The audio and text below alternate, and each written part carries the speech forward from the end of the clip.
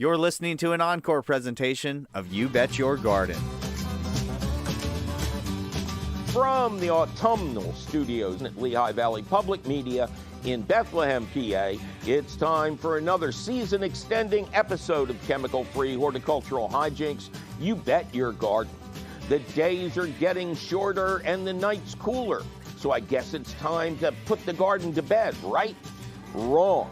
I'm your host, Mike McGrath, and on today's show, we'll reveal why we're just getting started as we walk you through the hows and whys of the third season of Good Eating. Plus, endlessly evasive answers to your fabulous phone call questions, comments, tips, tricks, suggestions, and serenely sanguine suppositions. So keep your eyes and or ears right here, cats and kittens, because it's all coming up faster than you growing your flowers and eating them too. Right after this. Support comes from Hot Bin Composters. Hot Bin Composters are designed to reduce waste, heat up to 140 degrees Fahrenheit, create compost within 30 to 90 days, and minimize odors. More information at hotbincomposting-us.com. Welcome to another thrilling episode of You Bet Your Garden. I am your host, Mike McGrath. Don't touch that garden.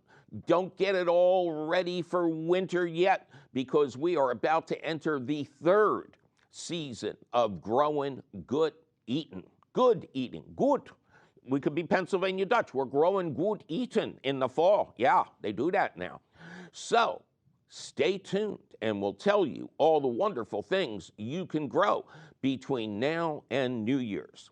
But first, lots of your fabulous phone calls. Josh, welcome to You Bet Your Garden. Good morning, Mike. Thank you for taking my call. Well, thank you for making it, Josh. How you doing? Oh, very good. And So what can we do for you, sir? I live on a small tenth of an acre piece of land in Souderton, Pennsylvania, not too far from you. Near the I Folk live in Festival, town. right? Yeah, well, that'd be probably Schwankstill, so we're pretty close to that. I live in town, and I have a space between my garage and alley that would be perfect for a raised garden bed. Okay. Plenty of bright early morning sun. Really? Okay. With the configuration of the garage, driveway, and alley, the face, it forms an L shape, maybe 25 feet by 40 feet. Okay. That's a good size to build some raised beds, yeah. Yeah, I'm going to start simply with one 4-foot by 12-foot by 2-foot high raised frame that my sister and brother-in-law are building out of cedar for me. Oh, sweet. Wonderful. Yeah. There's one large problem with the area. That area of my backyard has been a bit of a dumping ground over the years, some loose soil, loose rocks, and has become infested with Japanese knotweed.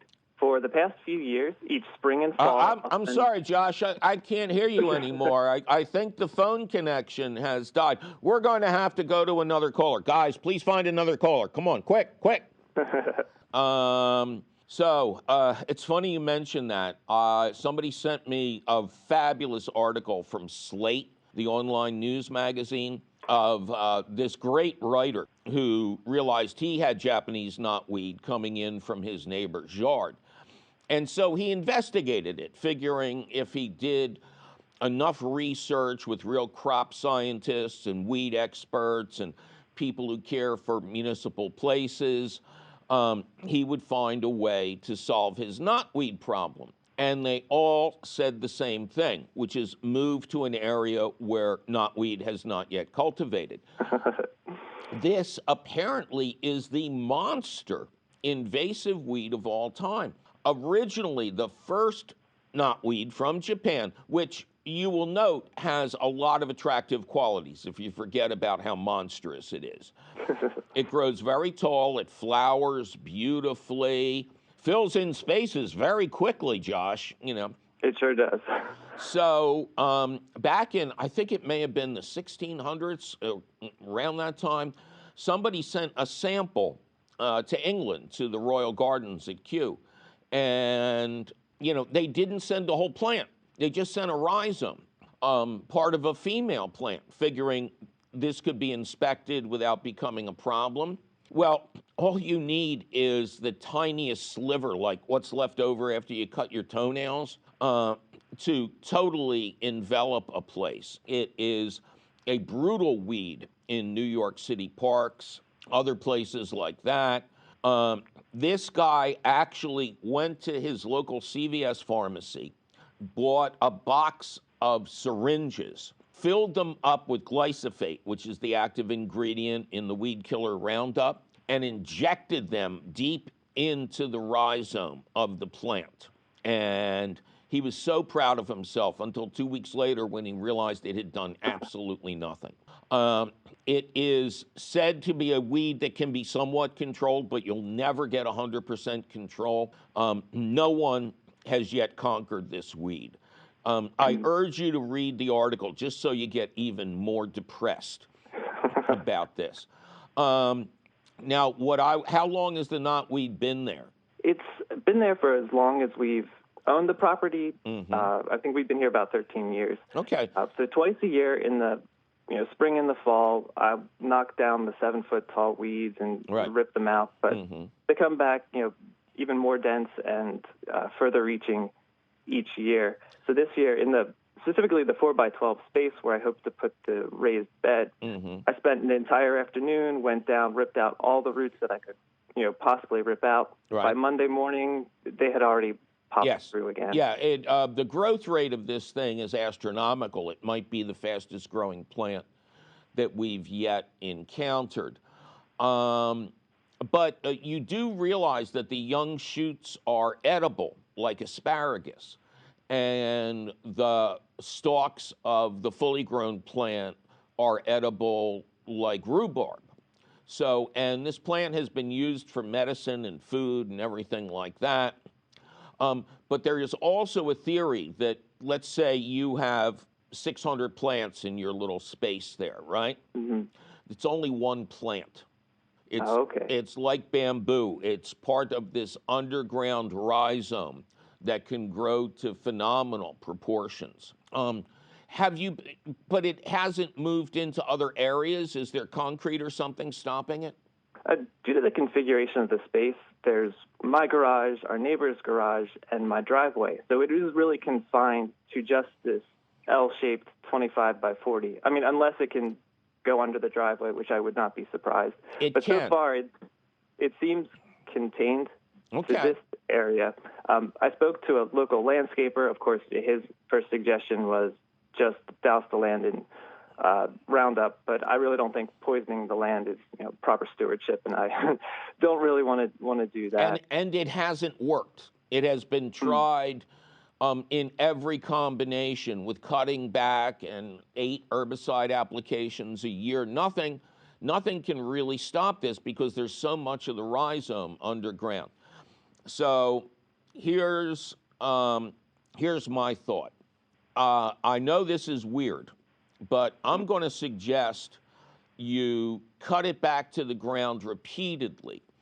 And then would you be willing to pay for concrete to be poured and entomb the monster? I don't think it can be beaten head on, but like so many monster movies, maybe it can be trapped inside this impenetrable shell. Oh, okay. And I've heard horror stories that it can go down almost 10 feet. There is a tree in the area too, like a holly tree. I'm sure it's interwoven within all of those roots, and I would assume that would probably kill the holly tree then too. Well, you want to kill everything in there. No offense. You want a clean break, and if you wanted to really make this sustainable and long term, talk to a couple of landscapers and see if they would be willing to install what's called rhizome barrier at the edges where you'll pour your concrete. This is a specialized underground barrier that stops bamboo from spreading. Oh, okay. And this spreads like bamboo. It's not related, but its habit is very much like it. And if this was a normal invasive weed, I would say, pour like 12 inches of arborist wood chips on top and then jump up and down on it for a couple of years. But really, the only thing that's going to stop this is like 3 or 4 inches of concrete. And okay, so there's nothing that could specifically get to the root system or effect that, I mean, I've purchased several products which I haven't used yet. Someone had recommended it was a 20% vinegar organic solution. Another was like ammonium fatty acid type product. Okay. I wasn't sure if any of that would get to the root or if entombing is it. Yeah, well, when you do this, when you mow everything to the ground, it would not be a bad idea for you to soak the area in 20% vinegar at a very dry time of year. There's really not too much you can do here. This is, you really got to pile it on. But I think if you weaken it, and then pour concrete over top, that is your best, that's your best shot at taking care of this. It is the worst weed. No one has ever fully defeated it. You might be the first to actually try entombment. So, you know, I get second credit on the scientific paper you'll write about it. Sure, we'll write it up. Yeah. Okay, Josh? All right, well, thank you very much, Mike. All right, good luck to you, sir. All right, thank you. Have a great day. You too. Denise, welcome to You Bet Your Garden. Hello. Hello, Denise. How you doing? Very well, thank you. How are you? I am just ducky. What can we do for Denise? Oh, where are you? I am in East Lyme, Connecticut. Okay, very good. What can we do you for? Well, this spring I saw a bag of garlic bulbs at my local small box hardware store, so I bought it on a whim and I planted them, some in my raised garden and some in my sandy yard soil, and none of them grew. So when I began to Google information about what could have gone wrong, I saw articles about spring planting versus fall planting, hardneck versus softneck, and I sort of gave up at that point. But then, a few weeks ago, I saw your amazing garlic harvest on social media. I felt reinvigorated to try again. So I went to the Gardens Alive website, and I decided that hardneck garlic bulbs were the right way to go for my climate. Excellent. But to prevent another failure, I would like some further buying and planting tips from you, who I consider now to be the guru of garlic. I am. I really am. The garden was actually started because of my wife's love of raspberries. And of course, if you're a gardener in America, you have to grow tomatoes. It's a federal law. But I got involved with garlic after one of my first conferences where I was a guest speaker, and I absolutely love it. So hardneck is the way to go for your part of the country. Softneck garlic is for warm climates and people who want to braid their garlic. But it doesn't have the flavor and color of the hardnecks. So you get a bunch of hardnecks. You can either buy them online at, Gardens Alive, Seed Savers Exchange. But one thing you can also do, are there good farmers markets near you? Oh, yes. So if you buy your planting garlic from them, you have a garlic that is already locally adapted to growing in your region and your climate. And of course, you're also supporting sustainable agriculture and farming and, keeping the land green. That is a great place to find your planting garlic. Again, where you are, I would try to get it into the ground pretty soon, early in September. And it's real easy. Once you get your garlic bulbs home, you just break them open really gently, and then you plant each clove individually 3 to 6 inches deep in your lightest, loosest soil, and you plant the cloves 6 inches to a foot apart. Now, they may sprout over the winter. They may not. It doesn't matter. In the spring, they'll take off like mad. And then really the only thing you have to do, besides controlling weeds, that's why I like a mulch of shredded leaves over my garlic bed. The only thing you have to do is hardneck garlic will produce what's called a scape, a little, pod towards the very top of the central stalk. It'll be a little bulge. So when they're edible, right? Yes, they are. Scapes are edible, yeah. Yeah, when all your garlic has a little scape on it, cut them all off, bring them inside, and that night when you make dinner, heat up a little olive oil in a pan, just stir fry them for 1 to 3 minutes, and they have a mild garlicky taste. And really the only way you can eat garlic scapes is if you grow garlic. So it's a once a year treat. Nice. Then as we get into late June early July, perhaps in your climate, watch the plants carefully. When the bottom 1/3 of a plant has turned brown, then you want to pull that plant up and examine the bulb. If it's a good size, it's got a nice wrapper around it, you can harvest any of the other plants that are equally brown. If some of them are still all green, let them develop for a little bit longer. You'll always get a bigger bulb. But don't wait until they all turn brown or it'll split open and it'll go bad. All right, and how long can I store them once I pull them? Well, that's the problem with hardneck garlic. It will start to sprout again in September. So what I do is I take the biggest cloves and put them aside for replanting. Then I take the rest of them and I slice and dice them up. My fingers smell like garlic for days afterwards. I put them in a food dehydrator, a food dryer, until they're nicely dry.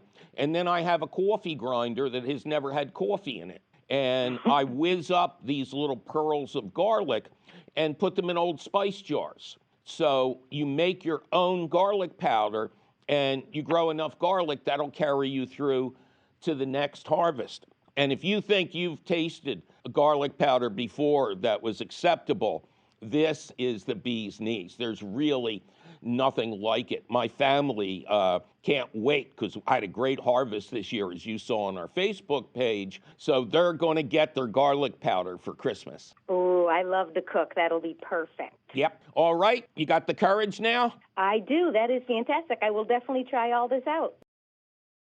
Well, it's time for me to take a little break and remind everyone that for most of us, the time has come to start removing new flowers from our tomatoes and peppers because there just isn't enough time left for those flowers to become full-fledged fruits.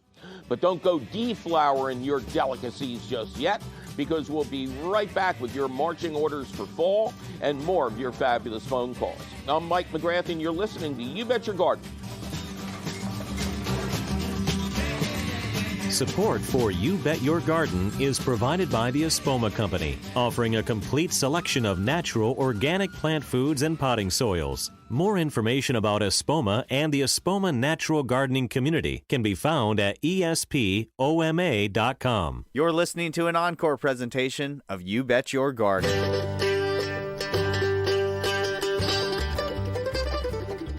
Welcome back to You Bet Your Garden. I am your host, Mike McGrath.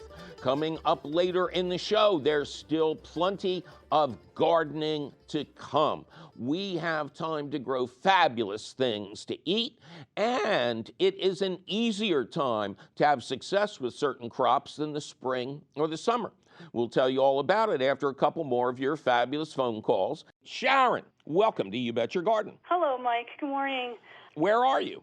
Where am I? I'm home. Yeah. All right, we are doing Lucy and Desi now. What state are you in? What city? Oh, I'm so sorry. I'm in New Jersey. You're in New Jersey. What exit? Gateway, New Jersey. What exit? Exit. Well, it depends where you're coming from. 287, you go in exit 9, 8, or 7. It all gets there. Very good. Now, I'm going to reveal a secret. You are the wife of cheerful Charlie Sarah, our sound engineer. Yes. But you are also a rabid gardener who grows one of my tomato plants at least. Yeah, actually, it's doing really well on our deck. Excellent. Although, yeah, I love to garden. However, I have some issues. Okay. You know? Well, Charlie said you had issues, but we have to talk about gardening here. So, what can we do you for? All right. Well, okay. So, the hosta plants. Right. I love hostas because they're the easiest to grow for me. They're the easiest to grow for everybody. Okay, well, that's good. If a gardener ever kills a hosta, they have to leave the country. Yeah, I've been learning that over the years. That they are hard to kill unless you make the unfortunate mistake that I did when I first moved into my area and I planted them in the front yard. So they would be beautiful coming up, and then the next morning you wake up and they're down chewed to the nub. And then I realized we have a lot of deer, and deer loves hosta. It is one of their favorite foods. Hostas and arborvitae are probably their two favorites. Right. And, of course, being a new homeowner at the time, I didn't really investigate that, and I just planted them. And so then I learned, well, let's plant them in the backyard because I have an 8-foot-high fence. I said, Excellent. well, maybe they have more of a chance in the backyard. Yeah. So I did that, and they're growing like wildfire. The problem is they're growing really large. They're pushing all my other plants kind of like out of the way, Right. for lack of a better term. What hostas are known for is they are clumping plants, and you put a little one in the ground, and within 5 or 10 years, it has grown outward 4 or 5 times its original size. Now, and also, if you leave the seed pods on the stalks over winter, to feed the birds and everything like that, you wind up with volunteer hostas all throughout the yard.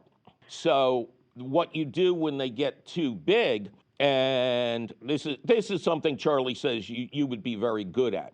You dig them up out of the ground in the spring when they start to emerge, so you know where they are. Yeah. You dig them up out of the ground, and if they're the size of my large hostas, you get a chainsaw and you quarter them. You just make them even quarters and then replant one of your quarters, and then, you can do what you want with the other ones. Leave them outside to feed the deer, give them to your neighbors. But hostas, if you don't want them to take over, they should be divided every couple of years. And as we know, you can't kill them. Even the ones that the deer ate to the ground kept coming back. Yeah, they come back every year. Yeah, that was the crux of it all, because I'm like, oh, wow, they're beautiful. And then literally once they barely had a chance, and then they're down to the nub again. But yeah, then they come back the next year. So you're saying, so first of all, I never even knew about the seed pods, because that's interesting. I didn't realize about that. They're beautiful flowers. I didn't even consider that, whatever. So yeah, but I mean, after those beautiful purple flowers fade away, you did notice those giant pods that formed. Yeah, and then I did. I just kind of just left them because I didn't know what to do with them. So well, I leave mine there because they do feed the birds. And what happens is, of course, the birds will replant a lot of them. So what I've done to control my hostas is once they all sprout up in the spring, we go out there with a weed whacker and we just create lanes between the hostas. And we've actually been able to craft designs. Right in the center of our front garden is a huge circle of what, I don't know how they manage to coexist, but they do. First come daffodils, and then come the hostas. Yeah, right. And it's just a beautiful design, and all we do to keep it is to weed whack around it. Wow, I never even... So I have like about 5 large ones that are about the size of what you say, like almost like an umbrella. Like yes, the exactly. span of an umbrella. Right. So you're saying if I need to, I would just love to split them and take the split portions and plant them around like the bases of these large trees I have. So you're saying the springtime when they first come up, that's probably the best because you can kind of see yes. Where there's how many you have growing up, and you ever notice, Mike, they grow at different rates. Like the ones with the stripes would come up sooner than the ones that are solid greens. It's crazy. No, there are a lot of different varieties, and they all have kind of different habits. But the healthiest ones are the straight green ones. Yeah, and that's the ones that are like growing like mad. They're beautiful, but they're pushing my boxwoods. Like no one else has had nothing. Oh, they're else bullies. They're total bullies. And if it would work out better for you, you could carve them up now as well. Oh, okay, that'd be great. That would work out, actually. Yeah. So, and then, just don't plant them too close to trees. You don't want to impact the roots. Tree, yes, I got you. Okay. All right. All right. Thank you. All right. My pleasure. Nice to talk to you. Linda, welcome to You Bet Your Garden. Thank you, Mike.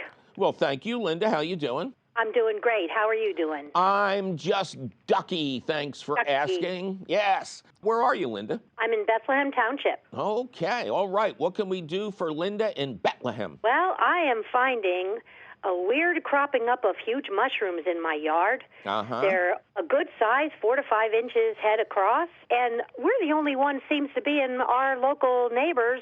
Don't have any of them, just us. Did you send me an email with two did. separate sets of pictures? Okay, one of the mushrooms appears to be your common garden variety toadstool type The white one, mushroom. yes. But the other one kind of looks like an X-rated toy of some kind, doesn't it? Yes, it does. Yes, it does. And have you, out of shame and horror, have you taken a broom to it?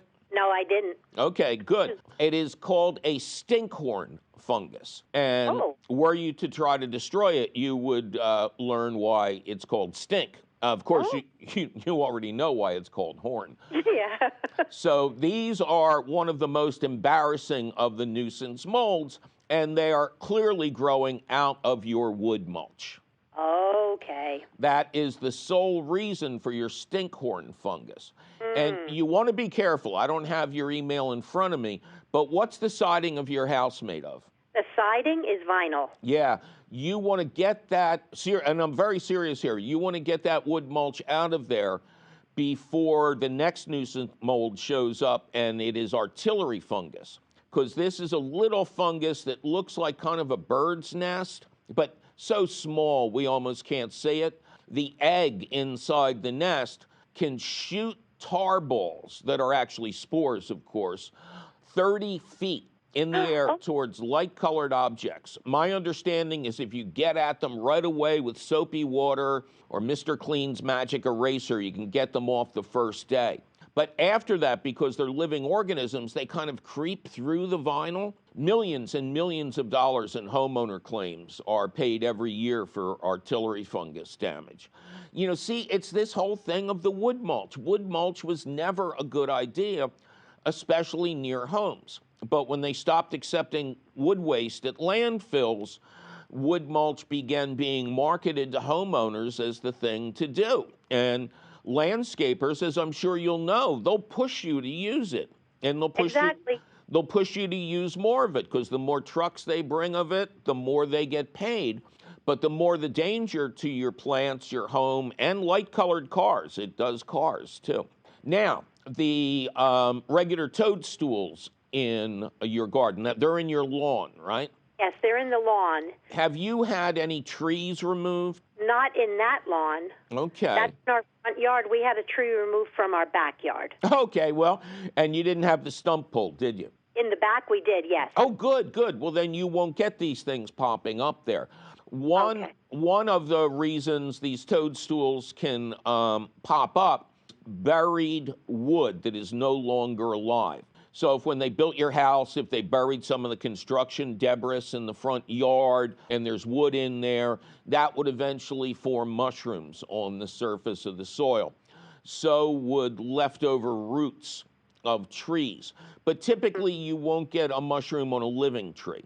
Okay. So I wouldn't worry about that. Of course, we have been soaked beyond belief recently. We've also had a lot of really hot, humid weather, and that's a good recipe for toadstools. They're probably even in full sun sometime, right? Oh yeah, right now they're in full sun. Yeah, so I wouldn't worry about them. What happened is either you've got wood buried underground for one reason or another, and it took this kind of wet, hot summer to bring it out, or the spores just blew in. They could have even blown over there from your wood mulch or from somebody else with the mushrooms. Just mow them down. If they really annoy you and you want to get rid of them, maybe get a flame weeder first so you incinerate the spores so they don't continue to breed. Sometimes you will get a fairy ring, which is mushrooms of this kind of shape and size, but in a perfect ring. And then the grass inside the ring takes on this dramatic color green.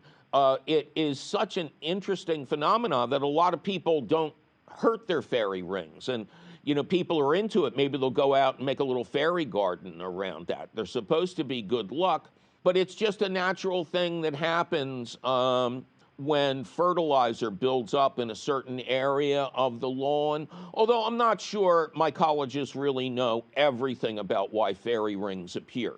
But you just appear to have, regular toadstools, place for the toads to sit out at night, talk, play cards, watch little toad TV. Okay. But I urge you to get that wood mulch away from your home before it starts releasing more than nuisance spores. Okay, thank you so much. All right, good luck to you. Ron, welcome to You Bet Your Garden. Hi, Mike. Nice to meet you virtually over the phone. How you doing, Ron? I'm doing well. Working on my garden, and I just have the one question I like to ask. Okay, where are you, man? I'm in Cherry Hill, New Jersey. All right, Ron, what's your single garden question? And the one question I have is around wisteria. So I noticed on the site that you suggest how to get it to bloom more and some of the characteristics. But my question is it okay to plant on my lean-to pergola? So I'm building a little pergola that's attached to my shed. It overlooks a flower garden, smaller, and I want to grow some type of vine up it. Wisteria grows quickly, but I don't know if it's too quick or too much work. I don't necessarily know if it's going to overwhelm me, or is there another type of plant, vine that I would grow, say a jasmine or those type of things. So all the sites I see say it's very invasive, but then the other portions I see is it's very beautiful and it can be managed. And so I always go to you for the final word. Yeah, Yeah, I think it's as manageable as a house cat. I have wisteria in my backyard that I constantly have to attack because it sends its tendrils up to the other trees and tries to drag them down to the ground and steal their lunch money, make fun of them. It is incredibly destructive. And most of the time when it's growing on something wooden, eventually it takes that structure down to the ground and beats it heavily. I will also tell you that although I don't do anything to get my wisteria to bloom, I think you just referenced one of the articles where people are telling you to take an axe to it or beat it with chains to get it to bloom. I've never done that. And just this past summer, it bloomed beautifully for me. But I honestly can't remember it doing that ever before, maybe once. Okay. So wisteria, when people want it to be beautiful, tends to be very bloom resistant. Now, let me offer something completely different. There is a wonderful event in New Jersey that I do every year at a place called Historic Smithville. And of course, we couldn't do it this year, but it's a fabulous estate. There's all sorts of talks for kids, and I put on a dog and pony show, and they have live raptors and stuff. It's a wonderful day for families. But sometimes, because this is one of the latest events I do, I think it's always in late June, it is really hot out.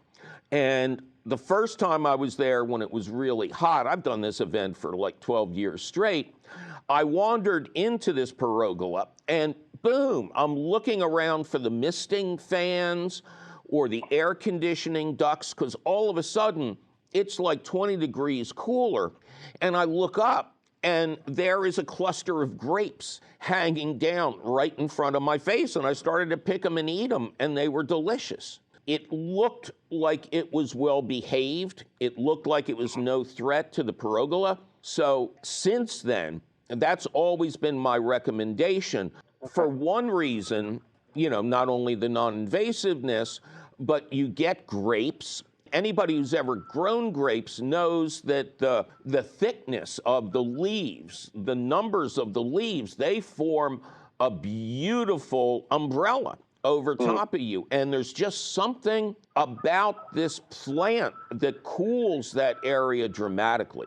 And you get grapes. Okay, great. I appreciate your time, and I always appreciate the advice you give. All right. Well, thank you, Ron. You take care. Well, it's time for me to take a little break and suggest that those of you who are intending to plant new spring bulbs like tulips, daffodils, and crocuses, cool your heels or your jets or whatever you've got that needs to be cooled. because in most of the U.S., new bulbs should be planted later than most people think. October 1st for the furthest north of yous, around Halloween for the mid-Atlantic states, and simply before Thanksgiving down in the Carolinas. So sit down on that old easy chair, and we'll be right back with important info about the third season of Good Eatin' and more of your fabulous phone calls. Support for You Bet Your Garden is provided by the Espoma Company, offering a complete selection of natural organic plant foods and potting soils. More information about Espoma and the Espoma Natural Gardening Community can be found at espoma.com. You're listening to an encore presentation of You Bet Your Garden. Welcome back to another thrilling episode of You Bet Your Garden at Lehigh Valley Public Media in Bethlehem, PA. I am your host, Mike McGrath, and we're in the stretch now, cats and kittens. In just a little bit, we'll get to the question of the week, detailing all the wonderful edibles you can plant right now and either enjoy next year or from now through New Year's. It's all coming up after a couple more of your fabulous phone calls. Corey, welcome to You Bet Your Garden. Hi. Hello, Corey. How are you? I am so excited. Okay. Where is Corey excited? I am in Nashville, Tennessee. Excellent. Excellent. What can we do you for? So I decided to try to grow asparagus from seed. So I started all these little asparagus plants, and I have them in little pots, and they're just so tiny, and I don't know if they're ready to put out in the ground yet. So what do I do? What time of year did you start the seeds? I want to say I probably didn't start them until in early April. Oh, okay. Did you just freehand this, or did you read anything? It's like a recipe. I'm like, yeah, I think I got the gist of it. And then I'm like, wait a minute. If you choose to do this again, and the theories have changed, by the way. We used to tell people that asparagus from seed would cost you extra years before you would get a harvest. Right. But now that more people are doing it, we're finding actually you may be able to harvest your second year. Wow. Yeah. So it's probably a fun thing to do. Where'd you get the seed? Annie's Organic or Annie's Heirloom Seed. Okay. Is that a local company?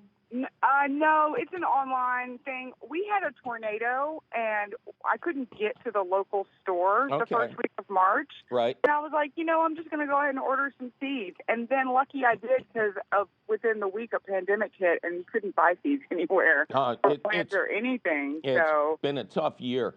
Do you know the variety? They're Martha Washington. Oh, okay. So this is the old heirloom seed that's going to produce both male and female plants. That is what I hear. Of course, and that's where they got the seed, from the berries on the female plants. Again, if you wanted to do this the Spalding Guide way, you would start those seeds indoors at the end of December or early January, because one thing you noticed is it was almost a month before the sprouts came up, right? Right. Yeah. So that's why you start those seeds before anything else, so that you have, viable plants by the time you're starting your seeds for your tomatoes. So so your plants should be bigger now. How many plants do you have? 11. 11. And what are they in? They're in yogurt cups. Of course they are. Do they have drainage? Of course they are. They do. Yeah, okay. Well, we have a couple of options here. Now, did you start them under lights indoors? No, because I just got a late start. I was like, I'm not going to be able to harvest these for like 4 years anyway, so I'll just start them because I didn't have room. I had a little warming tray, and I only had so much room on my warming tray. Okay. My seeds. So I started them late, and I was like, I'll plant them in August, but they're still so tiny. I'm like, I don't know. I guess, jump in or, swim or sink or whatever at this point. But I wish they were in different containers. I was going to suggest you heel them in, which, it's not exactly planting. You bury the container up to the top of the container, and that provides a little extra frost protection. But it doesn't get really ridiculously cold in Nashville over the winter. No, I'm actually going to be planting them in Lawrenceburg anyway, but yeah, I mean, the climate is pretty similar. It's like 90 miles south of here, so. Okay, well, south is even warmer, so. And do you have a bed prepared for them? I have a bed prepared, and I've had it covered all summer, so it's just there. I haven't fully amended it probably as well as I should, but I've put some composted manure on there and kept it covered up. Horse manure. Part horse and part chicken. Okay. But the chicken manure was very old. Good. Yeah, and it's been on there for a while. So. Okay. Jeez. Well, I guess plastic is plastic. I mean, if they were in peat pots, it would be perfect. But what I'm going to suggest is you put them out in their pots without disturbing the roots. And again, plant them so that the pot is underground. Right. And then in the spring, if they look nice and everything, I would be brave and take them out of those pots and plant them for real. Gotcha. Okay, I did not think of that. Yeah, and you got nothing to lose. You got more seeds, right? I do, yeah. So I guess I should start some in December before I know if these are... Absolutely. Okay. You can never have too much asparagus. I suppose not. So one more question about the asparagus is, are the deer going to eat them? Because they sure look like the deer would want to eat them. I have not, asparagus has a pretty strong taste. And, I don't think the deer want to have their pee smell funny. I wonder if that works. I wonder if that works for deer. I don't know. But if you're really worried about that, I would do a little research online. Just type in, do deer eat asparagus? My guess is that they don't, because I've never seen a protected asparagus patch, that they're always out in the open. Right. And again, if the deer eat your little babies, you're going to have another run ready to plant at the right time of year. Right. So then once it's established, are you supposed to keep the area weeded? Or yes. You have to keep it really well weeded. Yes. But you can't put black plastic down because you don't know where the sprouts are going to sprout, right? Oh, you don't. Well, you wouldn't put black plastic down in Tennessee, no matter what. Oh. Okay. The best thing is to mulch the bed with a couple inches of shredded leaves or pine straw, which should be locally available where you are. Yes. So that's it, and just keep an eye on the weeds. You want it to be as weed-free as possible. That's the biggest. Okay. That's the biggest enemy. Okay. And then, of course, when your plants are big and the boys and the girls get together, you can harvest your own seed from those berries. All right. Well, can I ask you a question about garlic? Sure. I read something about garlic and peas being not cool together, and that they shouldn't even be planted in succession. So I'm wondering, is using a peas and oats cover crop soil builder before I plant garlic, is that bad? No. Or is the garlic bad for the peas? Should I not plant peas where garlic was? No. This is just totally a made-up thing that I found on the internet. Totally a made-up thing written by a, quote, gardener who's living in an apartment in Maryland somewhere. Okay, great. Well, I'll stop stressing over that then. All right. Good luck to you. All right, it is time for the question of the week, which we're calling It's Time for the Third Season of Gardening. And season number 3, namely the fall, may be the easiest of them all. You don't have the cool, wet soil of spring to deal with, nor the sometimes ungodly heat of summer. Grow the correct plants, and fall gardening will deceive you into thinking you're actually good at this. Okay, first up, garlic. Yes, we've been talking about it all year, but now we can finally do something about it. Obtain your planting garlic from a neighbor, a reputable online source, or a local farmer's market that's producer only, meaning the people selling also did the growing. Do not use supermarket garlic. Carefully break the heads into their individual cloves and place each clove about 6 inches deep, high knee down, and 6 inches to a foot apart in your loosest, richest soil. Don't plant in heavy clay or in areas of poor drainage. If all goes well, and it should, you'll harvest a full-size head from each planted clove next June or early July. Pansies. Years ago, you could only buy flats of these cool weather lovers in the spring. But then we began to see special pansies appear in garden centers in the fall, with names like icicle pansies and winter pansies. They're the same damn pansies they sell in the spring. But if you plant them now, they'll pump out blooms until heavy snow or ice slows them down. Then they'll bloom again when the weather is halfway decent, bloom like crazy in the spring, and keep pumping out those edible flowers until summer heat shuts them down. Yes, pansy flowers, not the leaves, are edible, nutritious, and delicious. But unless you're certain the plants were organically grown, pull off the first couple of runs before you begin to use the flowers to adorn your salads. Speaking of salads, let us move on to salad greens. I didn't do that deliberately. Don't blame me. The soil is still nice and warm this time of year, so the seeds of lettuce, spinach, kale, and other greens will sprout rapidly at this time of year. I grow all my lettuce and such in big containers on my patio.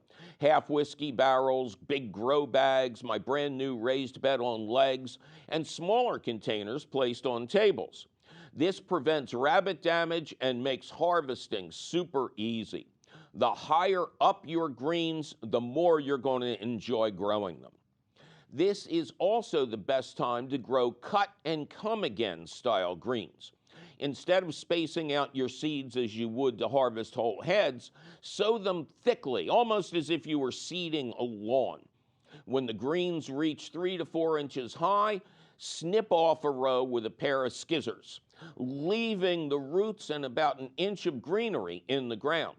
Continue giving your patch a haircut until you've done a complete snipping. By then, the first row should have regrown enough for another harvest. And after that, it's lather, rinse, repeat. Plant a big enough area, and you can enjoy tasty baby greens every day. And if you have a mild winter, the roots will survive and grow a couple more harvests for you in the spring. Bonus. Greens harvested in cool weather will always taste better than greens that were sown in the spring. The cool nights of fall greatly concentrate their sugars and nutrients. Double bonus. Use a season-extending device like row covers or grow tunnels, which are row covers with built-in hoops, and your plants will enjoy temperatures 4 to 8 degrees warmer than the outside air.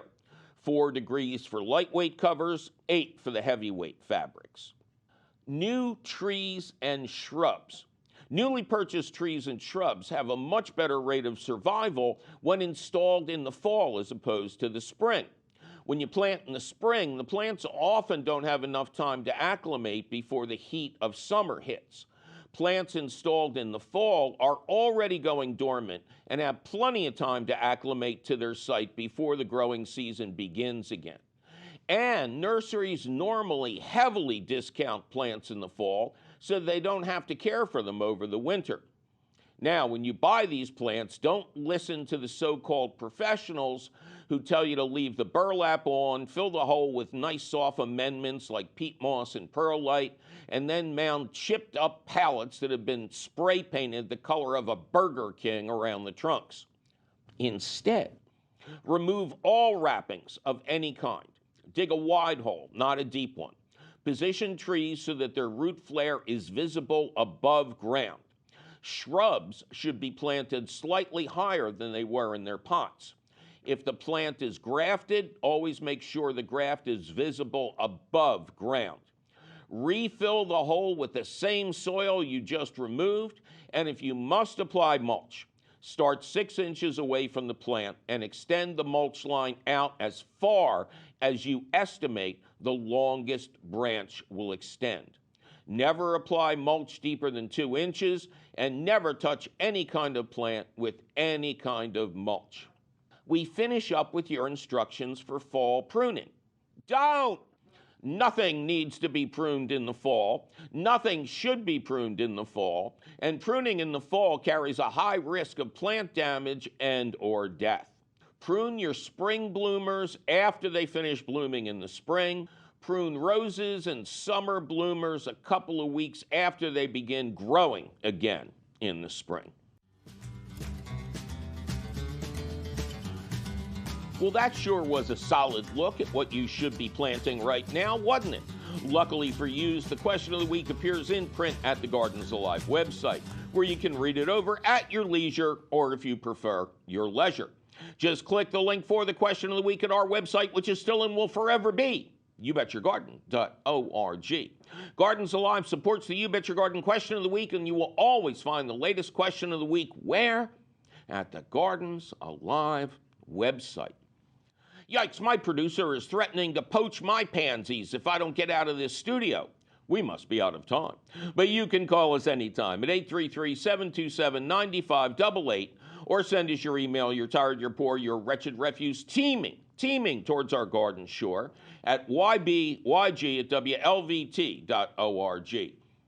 You'll find all of this contact information, the answers to hundreds of your garden questions, audio of this show, video of this show, audio and video of old shows, and our podcast.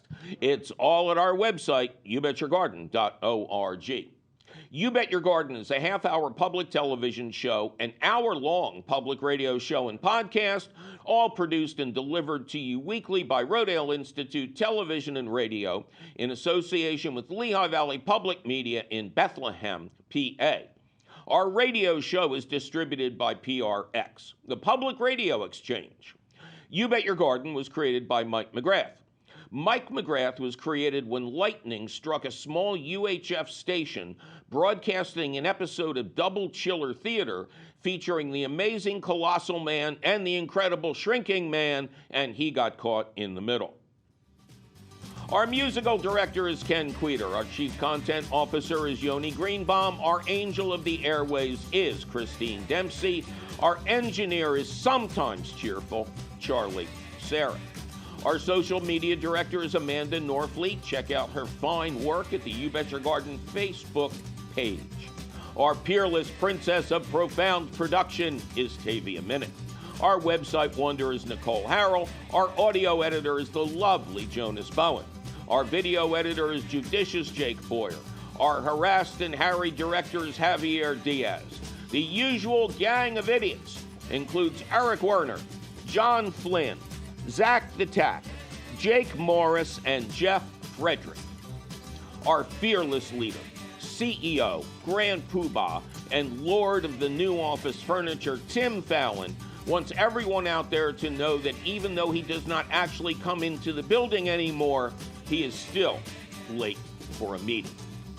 I'm your host, Mike McGrath, planting garlic, making garlic powder, saucing tomatoes, drying hot peppers, and just plain harvesting and processing my little rear end off.